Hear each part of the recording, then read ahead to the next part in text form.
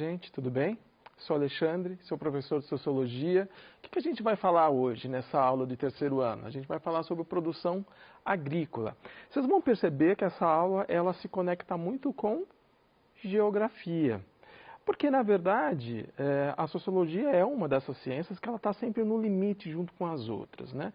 Da mesma forma que a geografia, a história e qualquer outra ciência procura entender a sociedade e explicar através de seus conhecimentos a sociedade, justamente o conhecimento sociológico também vai permear todos esses outros campos do conhecimento, tá legal? Então vamos lá. Lá no PET 7 está dizendo o seguinte, olha, a agricultura é uma atividade milenar e mudou a organização social. Lá na pré-história. Bom, está lá na semana 3 do PET 7, mas o que será que quer dizer isso? Bom, quando a gente vai lá para a pré-história, a gente vai lá para trás da nossa história, a gente tem o ser humano como um nômade. Qual que era a grande preocupação dele? A própria sobrevivência e a busca por alimento, através da caça. Então ele era um nômade, ele estava por aí, tentando sobreviver e tentando caçar. A partir do momento que ele aprende as coisas básicas do plantio e da colheita, é que ele começa a se estabelecer num único local. Ou seja, os fundamentos do plantio, os fundamentos da agricultura são importantes para estabelecer o ser humano no mesmo lugar. A partir daí a gente tem então o desenvolvimento efetivo da agricultura. E aí isso vai impactar nas formas de trabalho. Bom, a partir do momento que nós temos a agricultura, a gente tem também o estabelecimento do ser humano no mesmo local, a gente tem a mudança da relação que ele tem com o mundo e a mudança da relação que ele tem com os outros. É a partir desse estabelecimento que ele pode, por exemplo, montar a sua família, ter a sua família, ter a sua casa, se relacionar com a população em volta, com os vizinhos. É a partir daí que a gente tem a criação dos pequenos povoados, que a gente tem a criação das cidades. É a partir do trabalho da agricultura que nós temos, por exemplo, também a relação comercial que se dá com a população próxima, com os vizinhos, com as outras cidades. Então, a agricultura, de uma forma ou de outra, mudou todas as relações sociais que nós tivemos. Ela é fundamental para a gente entender como que é a nossa sociedade atual. Bom, aqui eu estou deixando um mapa bem pequenininho que eu acho que todo mundo, quando bate o olho nisso, consegue identificar muito facilmente o que é. São as capitanias hereditárias. A gente estuda bastante isso nas aulas de história. Bom, o PET 7 vai falar então um pouquinho da importância das capitanias hereditárias para a produção agrícola de hoje. Vamos dar uma olhada no que está falando lá. Olha, cada país tem a sua especificidade e aqui no Brasil, desde quando o território foi invadido pelos europeus, a concentração de terra é um traço marcante em nossa sociedade. Seja por meio das capitanias hereditárias, sesmarias ou até os dias de hoje em que há grandes fazendas nas mãos de poucas famílias. São os latifúndios. Então, toda vez que a gente vê essa imagem das capitanias hereditárias, a gente vê essa divisão como foi feita, né, obviamente, de maneira arbitrária, a gente vai lembrar do quê? Dos grandes latifúndios. E aí a gente também vai lembrar do Jean-Jacques Rousseau, que é um filósofo que estudou a democracia, um dos grandes filósofos da democracia e da formação do Estado, e que ele foi perguntado, num determinado momento, numa discussão, qual que seria a origem da desigualdade do mundo. E o que ele respondeu é uma frase muito famosa, mas vamos lá. O primeiro que, ao cercar um terreno, teve a audácia de dizer, isto é meu, e encontrou gente bastante simples para acreditar nele, foi o verdadeiro fundador da sociedade civil. Consegue perceber como uma frase do Rousseau ele tem muito a ver com aquela formação das capitanias hereditárias? Pessoas que chegaram ali, disseram, esse terreno é meu, e encontrou gente bastante simples que acreditou nele. O povo que já vivia aqui.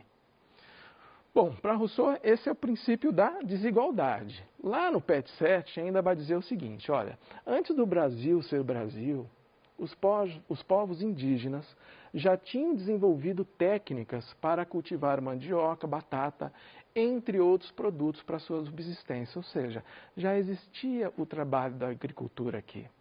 Quando os europeus vieram para cá, eles não vieram para ensinar a agricultura aos povos primitivos, como eram vistos na época, e sim para explorar a terra.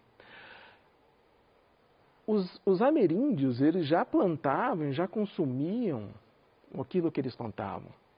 Eles tinham o próprio consumo, eles tinham a própria organização. Isso foi modificado completamente.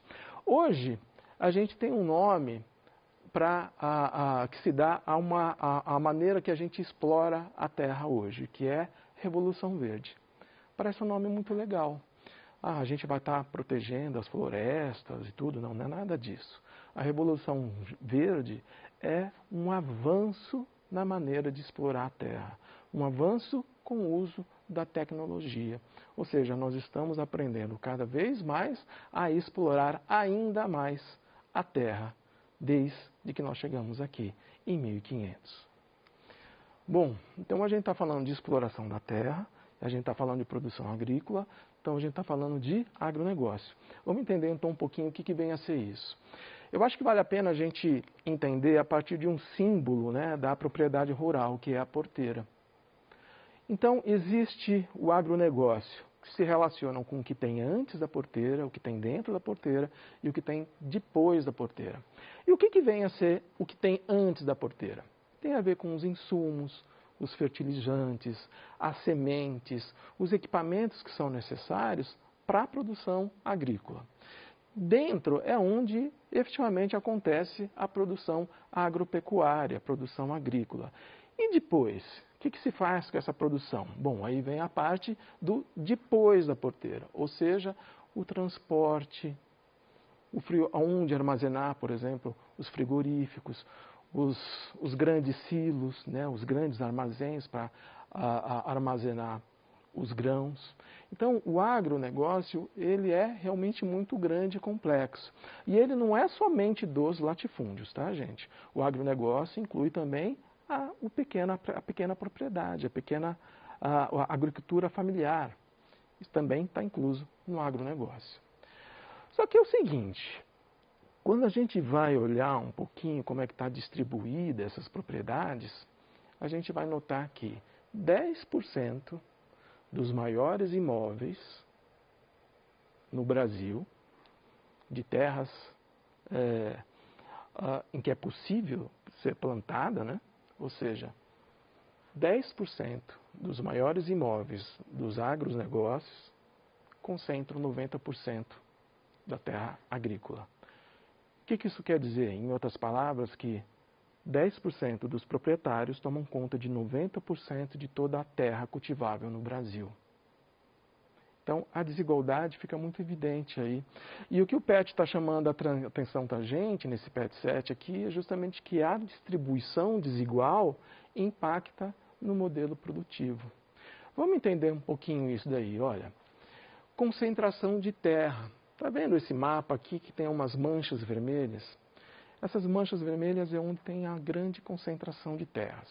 Então, a gente está falando de latifúndios e mais ainda, de superlatifúndios, ok? Olha só, muito provavelmente, eu não sei exatamente onde você mora, mas muito provavelmente você nunca tenha visto um latifúndio ou um superlatifúndio.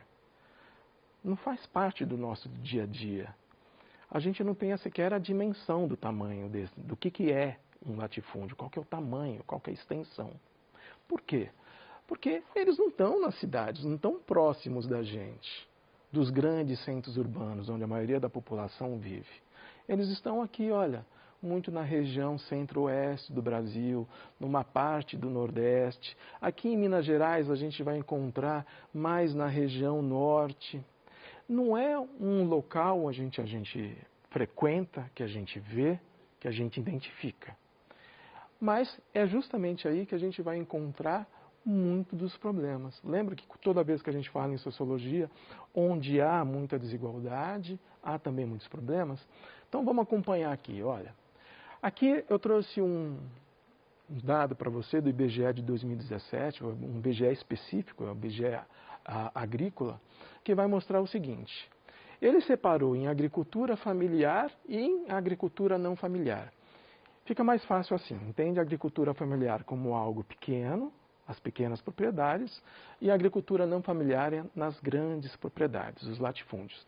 O que a gente vai perceber aqui? Que está havendo uma concentração de terra. Aquilo que já começou lá nas capitanias hereditárias lá atrás, ainda continua acontecendo. Os grandes latifúndios continuam crescendo e as pequenas propriedades estão diminuindo. Está vendo nesse gráfico aqui, na agricultura familiar, está diminuindo, diminuiu 9% o número de estabelecimentos.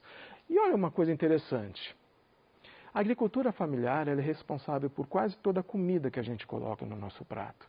E ele é responsável também por 70% das pessoas que são empregadas, dos trabalhadores na área rural. Quando se diminui 9% o número de estabelecimentos de agricultura familiar, o que vai acontecer com o emprego? Vai diminuir muito mais. Aliás, o desemprego vai aumentar muito mais. Diminuiu 9% o número de estabelecimentos, o desemprego cresceu 17%. Agora, quando a gente vai olhar o crescimento dos grandes latifúndios, como por exemplo aqui, ó, 35%, olha só o que acontece com o emprego. Ele não acompanha. Enquanto quando a gente fecha, quando a gente diminui os estabelecimentos familiares, os pequenos estabelecimentos rurais, o desemprego é o dobro. E a mesma coisa não acontece com a agricultura não familiar. Bom, e aí o censo agrícola vai trazer justamente uma noção que é muito importante a gente entender. Que mais que dizer que a concentração fundiária, ou seja, a concentração de terra, está aumentando, é importante dizer que está crescendo os superlatifúndios, principalmente nas áreas de fronteira agrícola. O que quer dizer fronteira agrícola?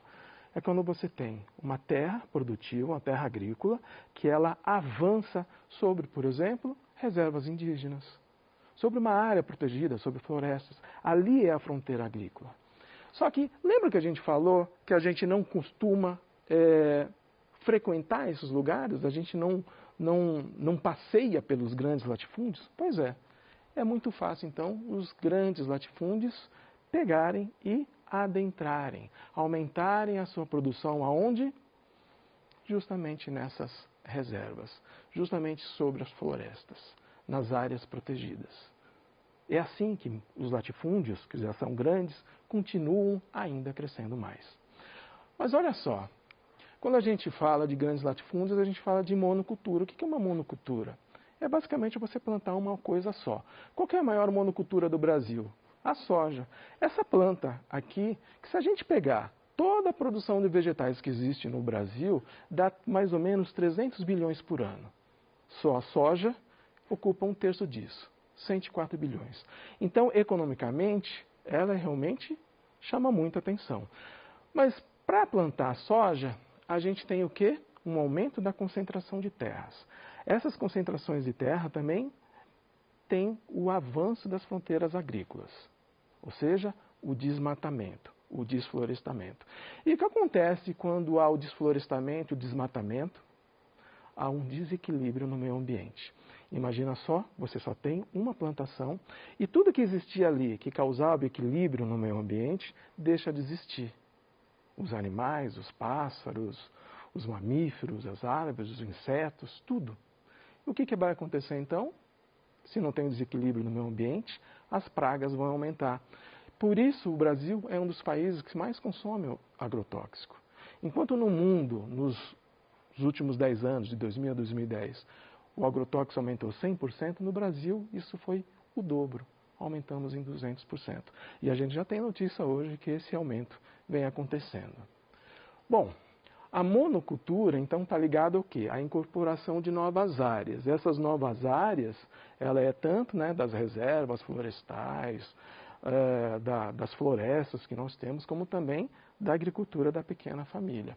Olha lá o que a geógrafa da Universidade de São Paulo vai dizer da monocultura. O aumento da produtividade da soja ou também de outras monoculturas, depende da incorporação de outras áreas que vão se ampliando de forma contígua. E aqui a gente tem, então, os commodities, né, como é falado. É o quê? É a matéria-prima para a produção de outros produtos. A soja é um commodity. Dificilmente você pega a soja para comer no seu dia a dia. Isso não está no nosso prato. Isso é exportado para quê? Para fazer outros produtos. Olha lá o que está dizendo aqui o Gerson Teixeira, que é um engenheiro agrônomo da Abra. Vai falar que a agricultura do agronegócio precisa produzir em escala cada vez maior para dar viabilidade econômica para o produto no mercado internacional. Então, se toda a terra ali já está produzindo a soja e ela precisa aumentar a produção da soja, qual que é a forma que ele tem para fazer isso? Pegando cada vez mais terras. E aí a gente tem mais concentração. Você pode falar, professor, mas o Brasil é um país agrícola mesmo, vamos continuar vendendo os commodities aí, ó. Vamos dar uma olhada nisso. Essa daqui são os países que têm uma grande participação dos commodities, né, dessa matéria-prima. Vamos dar uma olhada, quais são esses países? Bolívia, Paraguai, Equador, Chile, Venezuela, Peru. É esses países, será que a gente quer acompanhar? Porque os commodities são importantes neles. Isso é uma coisa que a gente tem que se debruçar e pensar a respeito. Aqui, eu não vou me ater muito a esse gráfico, mas só quero mostrar o seguinte, a questão econômica. A linha amarela é o PIB do Brasil. E a linha cinza é o mercado em que se coloca os preços da matéria-prima lá fora. Quem define o preço da nossa matéria-prima, ela é definido lá fora. Toda vez que os outros países têm pouco interesse, ou seja, não negociam, ou negociam muito fortemente, aliás, esses preços, o que vai acontecer com o nosso PIB? Vai cair, independente do quanto que você está produzindo. Ok? Você pode produzir exatamente a mesma coisa, mas se o preço lá fora cair, o nosso PIB aqui cai. Ou seja, é uma economia que está atrelada ao humor externo. Se produzimos tanta matéria-prima para outros países produzirem seus produtos, por que não produzir tecnologia aqui? Bom, são várias as formas de responder isso. Então, já que a gente está no PET 7, vamos usar uma ferramenta que nós utilizamos no PET 6. Tá. Lembra do materialismo histórico? Olha só, essa é só apenas uma das explicações possíveis. Que o mundo é transformado pelo trabalho e a partir do momento que o mundo é transformado, ele também nos transforma, inclusive molda as nossas ideias. Isso é o materialismo histórico. Ok, a partir dele se tem essa explicação aqui, de que os meios de produção são a nossa infraestrutura. E que o mundo das ideias, aquilo que a gente pensa, aquilo que a gente acha certo, a maneira que a gente vê o mundo, ele é feito através dos meios de produção. Que aí é que as ideias vão surgir. Agora imagina o seguinte, 500 anos de Brasil, sendo um país colônia, oferecendo a matéria-prima para os outros. Será que isso, de uma forma ou de outra, não é a nossa infraestrutura que modelou a nossa maneira da gente ver o mundo? 500 anos servindo de matéria-prima, de colônia de exploração. Até que ponto que esse meio de produção também não foi responsável por uma superestrutura, ou seja, o nosso mundo das ideias, que faz com que a gente encare com muita naturalidade que o Brasil é um país agrícola. Que o Brasil, ele não é um país tecnológico, ele é um país de matéria-prima. Essa explicação é apenas uma delas, mas é uma ferramenta que a gente utilizou lá no PET 6 e que a gente pode utilizar para interpretar o mundo de hoje, inclusive o mundo de agora. Tá bem? Gente, espero que vocês tenham gostado. É isso aí. Obrigado.